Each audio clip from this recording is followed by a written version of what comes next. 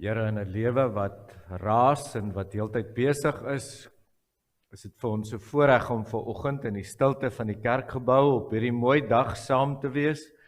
Dankie dat in ons saam wees die belofte lewe dat U by ons is. Ons het U nie hier in die kerk toegesluit die vorige keer toe ons hier was nie, het saam met ons gegaan, U leef in ons harte deur die Gees. Maar wanneer ons saam is, gebeur daar iets spesiaals, soos wat U beloof. Raak U teenwoordigheid sigbaar, voelbaar. Dankie dat ons alles wat ons genoem het, wat ons in die gemeente bevoorreg is om te kan doen, wat ons bevoorreg is om die lewe saam te vier met elke herdenking, elke verjaarsdag. Dankie dat ons saam met mekaar by beproewing kan staan, by gedenkdienste, by siekbeddens. Dankie vir die voorreg om in die wêreld Jesus se arms, stemme, ore, voete te wees, wat help, luister en hoor en bid. Seën die uitreike en seën alles wat voor lê. Seën in besonder hierdie dag as U ons ontmoet in U woord. Amen. Kom ons sing saam, Here Jesus, ons is saam terwyl ons bly sit, 2 verse.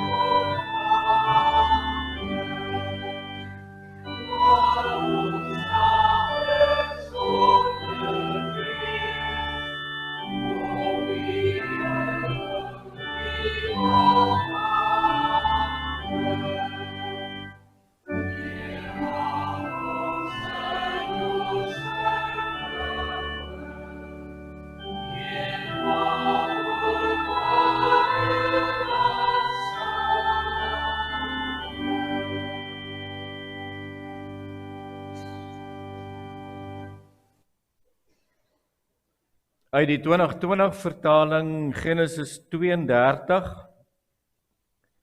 en ons kort gesprek oor ontmoetings met God, is ons by 'n tweede tema oor Jakob vanoggend. Genesis 32 en ons lees daarvan vers 22 af. In daardie nag het hy opgestaan, sy 2 vroue, sy 2 slavinne en sy 11 seuns geneem en deur die drif van Jabok gegaan.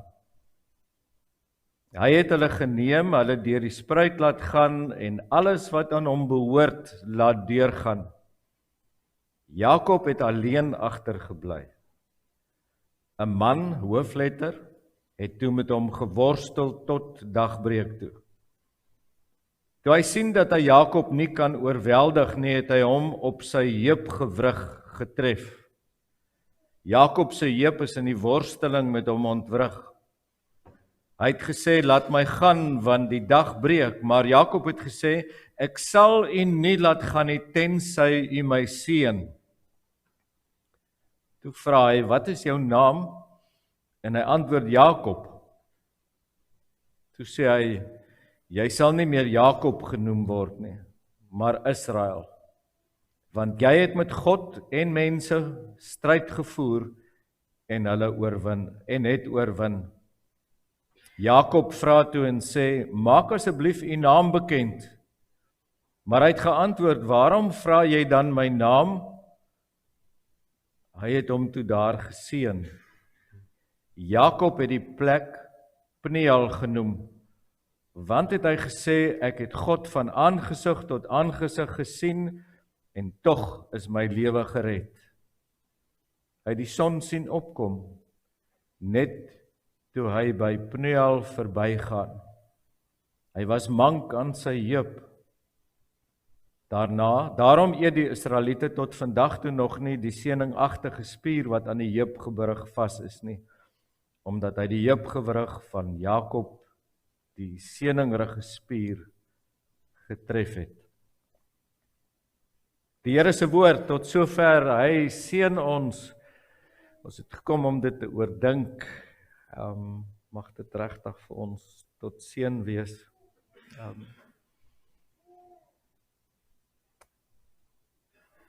Almal van ons in ons lewe het tye, plekke, geleenthede wat beslissende momente in ons lewens word. Almal van ons het ontmoetings met persone wat jy jou lewe lank sal onthou. Ontmoetings wat jou lewe verander het en 'n nuwe koers gesit het. Almal van ons het op verskillende maniere en met verskillende intensiteite ontmoetings met God, wat ons lewens verander het en beslissende momente word. Verlede keer was ons, toe ons oor Jakob uit Genesis gesels het, was ons by Bethel, waar ons vir Jakob ontmoet het. Hy was op pad na Haran. Sy pa en sy ma het hom gestuur om 'n vrou te gaan soek. 'n oordentlike vrou, nie 'n heidense vrou nie. Hy was op hierdie boer soek 'n vrou ekspedisie. Maar hy het die geleentheid gebruik en dit was vir hom baie gerieflik, want hy het weggevlug ook van sy broer Esau, want dit was nie 'n lekker verhouding nie. En hy was self daarvoor verantwoordelik. En toe het ons agtergekom by Bethel, het hy hom in God vasgeloop en 'n besondere ontmoeting met God gehad. Toe hy kamp opslaan daai eerste aand, het hy die droom, visioen gehad van die trap van die hemel na die aarde, die hemele of die engele wat op en af beweeg, en dit was 'n besondere ontmoeting met God. En daar het hy uitgeroep, waarlik die Here is op hierdie plek en ek het dit nie geweet nie. 'n Onbeplande ontmoeting met die Here, skielik in sy alledaagse lewe op pad Haran toe. En die spesiale van daai geleentheid was mos, die Here het hom nie verwyd vir enige iets nie. Hy het hom nie skuldig laat voel nie, hy het hom nie aangekla nie, hy het nie voorwaardes gestel toe hy hom geseën het nie, hy het hom net geseën. Hy het vir hom gesê, alles wat ek vir Abraham en vir Isak, jou oupa en jou pa beloof het, is joune, jy gaan 'n groot nageslag hê. Ek sal altyd by jou wees, ek sal jou seën, jy gaan 'n goeie toekoms hê. Vanoggend is ons by Jabok. Dis 'n sytak van die Jordaanrivier noord van die Dooie See. En hier by Jabok gebeur 'n spesiale ontmoeting. Dat intussen sedert Bethel het daar 20 jaar verloop en dat baie gebeur in daai 20 jaar toe hy by sy oom Laban gewerk het. Hy het 2 vroue bygekry. Hy het kinders bygekry. Hy het 2 slavinne en kinders by hulle bygekry. Hy het 'n groot boerdery opgebou. En nou was hy met hierdie rykdom van hom, was hy op pad huis toe, want die Here het hom teruggeroep na die beloofde land toe. En hy stap weer weg van 'n gebroke verhouding. Want toe hy weg is by Laban, was daai verhouding ook nie lekker nie. Jakob ontdek by Jabok, 'n mens kan nie altyd in jou lewe van slegte goed af wegvlug nie. Jy kan nie altyd van konflik af wegvlug nie. In 'n American Psychological Association joernaal lees ons van navorsing wat sê 62% van mense sal alles in hulle vermoë doen om weg te vlug van konflik af. 2/3 van ons wat vanoggend in die kerk sit, 2/3 van ons wat saam luister op die internet. 2/3 van ons hou nie van konflik. Ons vlug weg van konflik. Ons konfronteer en ons hanteer nie konflik nie. Hier by Jabok kon Jakob nie meer wegvlug nie. En soos by Bethel was hy weer bang. Hy was weer in 'n konfliksituasie. Want hy sou sy broer ontmoet en sy broer was 'n jagter en die jagter was op jag nie na diere nie, hy was op jag na sy broer toe. En hy hoor dat Esau kom met 400 man om tegemoet. En hy weet nie wat om te verwag nie. En hy weet Esau het nie vir hom 'n boer soek 'n vrou reunie gereël nie. Hy weet Esau het nie vir hom 'n welkom partytjie gereël soos wat die verlore seun se pa in die gelykenis vir die verlore seun gereël het nie. Hy het nie geweet wat om te verwag nie. En toe doen Jakob wat hy baie goed kan doen. Hy's 'n boer en 'n boer maak 'n plan. Hy maak weer 'n plan. Hy deel sy hele reisgeselskap deel hy in 2. Hoekom? Hy's 'n strateeg. As Esau die een aanval en byt maak, dan het hy nog die ander deel oor. Hy doen 'n tweede ding. Hy stuur boodskappers vooruit na sy broer toe. En hulle gaan mooi broodjies bak. Hy stuur geskenke na sy broer toe om sy guns te wen. En as 'n mens kyk na sy aanspreekvorm en hulle aanspreekvorm, is dit nederig. Is dit onderdanig. En dit was Jakob. Hy's 'n strateeg. Hy beplan, hy bereken, hy neem beheer van situasies en dit doen hy ook hier in hierdie situasie. En dan die volgende ding wat hy doen is, waarby ons teks begin, hy vat sy hele familie en hy vat hulle deur die Jabok rivier en hy bly alleen dis kan die rivier agter. Nou ons weet die storie is nie hoekom hy dit gedoen het nie, maar hy het alleen agtergebly. Geliefdes, as 'n mens alleen is, dan ontmoet jy die Here. Hy bly alleen agter. Dikwels as God met ons wil werk, dan ontmoet hy ons in ons alleen wees.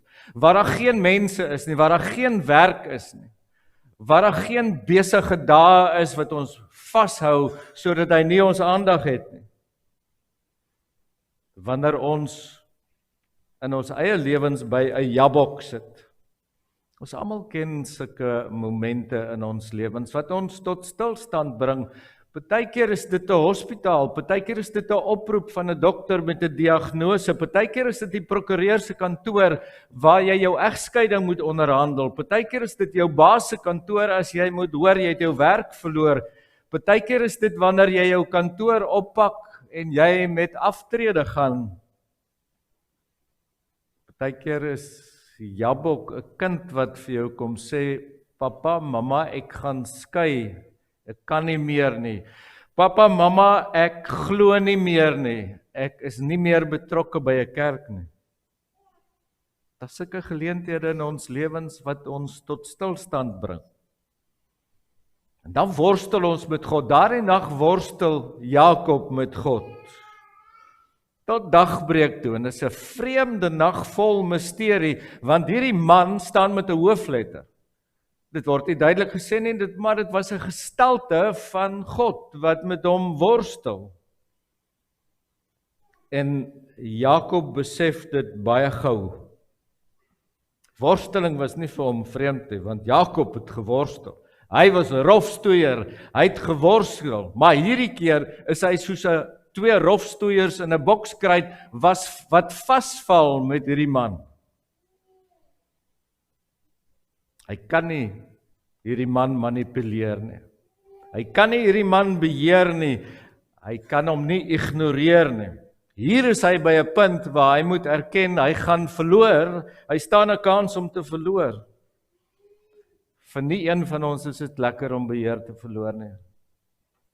Is dit vir jou lekker om beheer te verloor? Is dit vir ons lekker om beheer te verloor in Suid-Afrika? Nee, is nie lekker nie. Is vir ons ongemaklik, maar daar's daai teenstrydigheid. As jy bewus is dat jy met God worstel, is dit nie vir jou lekker nie. Maar aan die een kant weet jy, as jy beheer verloor en God neem beheer, is jy in goeie hande. Want jy weet net hy kan jou help. En toe hierdie worsteling by 'n punt kom, waar dit lyk, sê die Bybel, asof Jakob die oorhand gaan kry, toe raak hierdie man Jakob se heup aan, en hy gaan 'n potjie uit sy heup raak ontwrig, en hy is lam in sy heup. Die slim, selfstandige Jakob is verlam, hy is verwond. Dit lyk op die oog af of hy verloor het.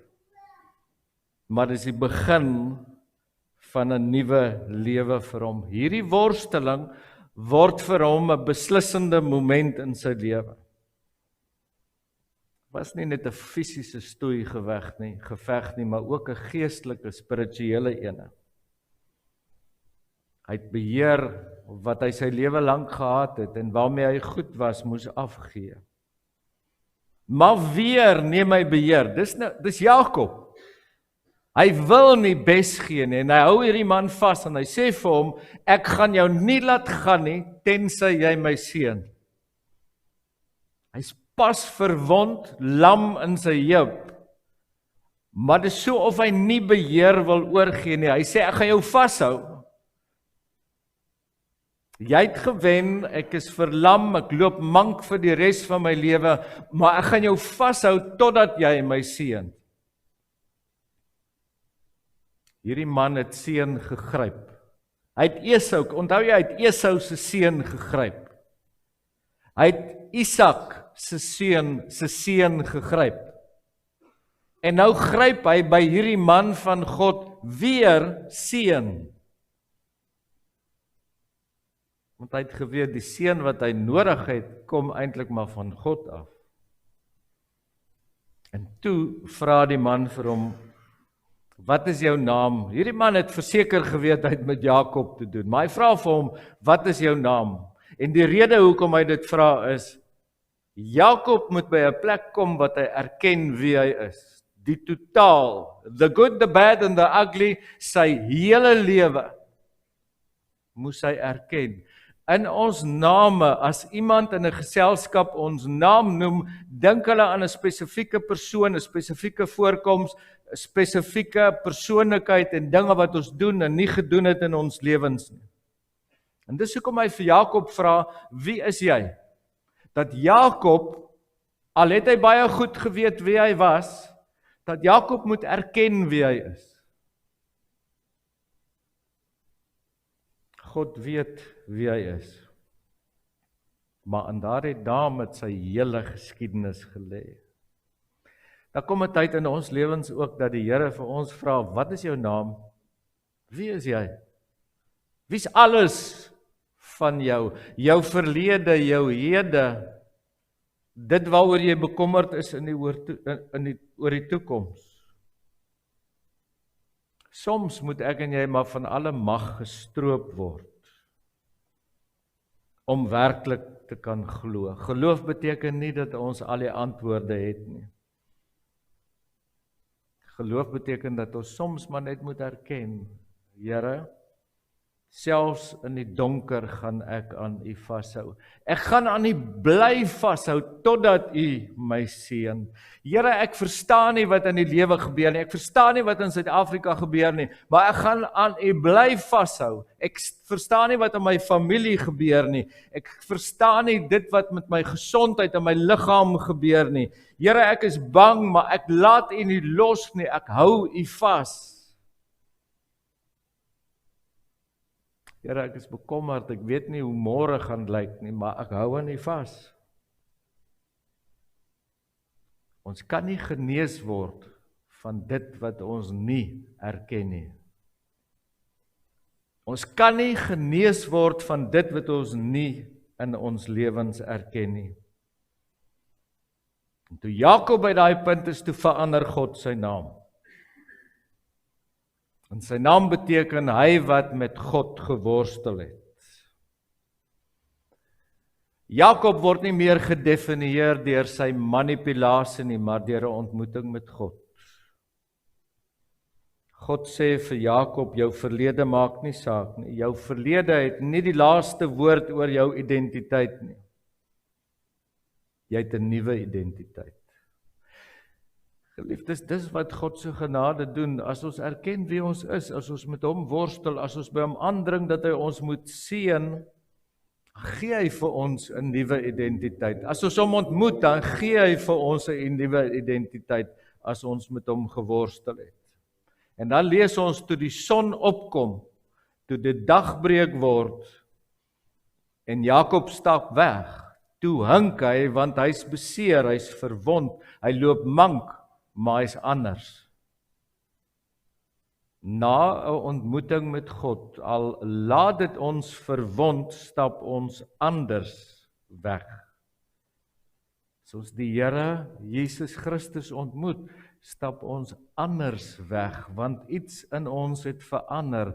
Ons stap met 'n verwonding, maar met 'n nuwe identiteit. Baie van ons dra wonde van plekke waar ons met die Here geworstel het, 'n verlies, 'n teleurstelling in jou lewe, 'n onvervulde droom, 'n moeilike seisoen in jou lewe. Baie van ons dra sulke wonde. Maar dit maak ons sagter, dit maak ons nederiger, en dit maak ons meer afhanklik van die Here. En Jakob noem daarom hierdie plek Peniel. Ek het God van aangesig tot aangesig gesien en ek het bly leef. Hy's 'n ander mens, nie meer die arrogante, manipulerende, selfversekerde mens nie, maar iemand wat deur God ingebreek en geseënd is. Ons het aan die begin gesê, konflik, plekke, waar ons onaangename goed moet konfronteer, wil ons baie graag vermy, dis ons geaardheid. Dalk is dit 'n moeilike gesprek, of 'n wond wat jy wegsteek, of skuld wat jy moet bely in ons lewens. Dalk is dit 'n verlede wat jy in die oë moet kyk. Jy hoef nie vas te hou en te bly beheer nie. En ons moet net na God toe gaan en aan hom vashou. En ons mag maar vir die Here sê, Here, ek gaan aan U bly vashou, totdat U my geseën het. Jakob het gedink sy grootste probleem is Esau wat sy lewe bedreig. God het geweet, Jakob se grootste probleem is Jakob.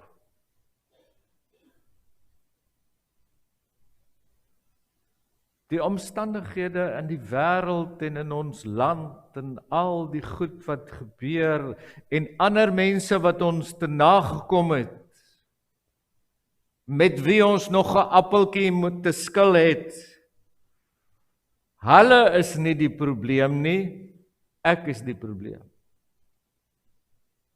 Esau was nie die probleem nie, Jakob was die probleem, en dit is wat God vir hom sê. Dalk is dit wat ons moet hoor vandag, dat ander mense met wie ek nie oor die weg kom nie, ander mense wat ek vermy, konflik wat ek in my lewe wil hê, nie wil hê nie, hulle is dalk nie die probleem nie, ek is dalk die probleem. As ek 'n appeltjie te skil het met mense, moet ek dalk daai rekening toemaak. God gebruik juis die goed wat ons bang is om te konfronteer,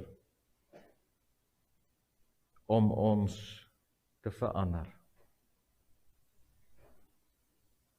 Kom ons maak ons oë toe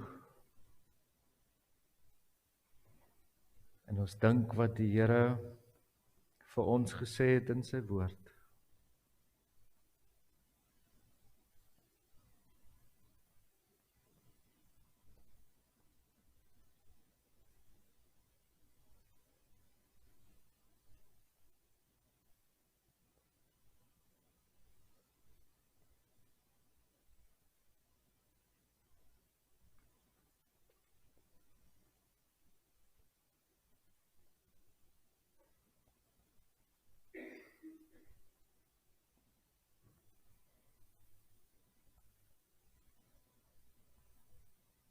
Here, ons het dalk nie sulke groot momente soos die karakters van die Bybel, soos Jakob nie. Ons het dalk nie 'n Damaskus soos Paulus nie. Maar ons het klein dingetjies in ons lewens waarby ons dikwels vashak. Ons het almal konfrontasies wat ons vermy, wat ons nie wil doen nie. Here, gee ons die moed om vas te hou en eerlik te konfronteer en hanteer en te bly worstel totdat U vir ons seën bring. Here, ons staar vas teen verwonding, maar eintlik is dit 'n seën omdat dit ons lewenslank aan U seën herinner. Maak ons gesond in ons worsteling met ander, met U, en leer ons om met U te wandel elke dag. Amen.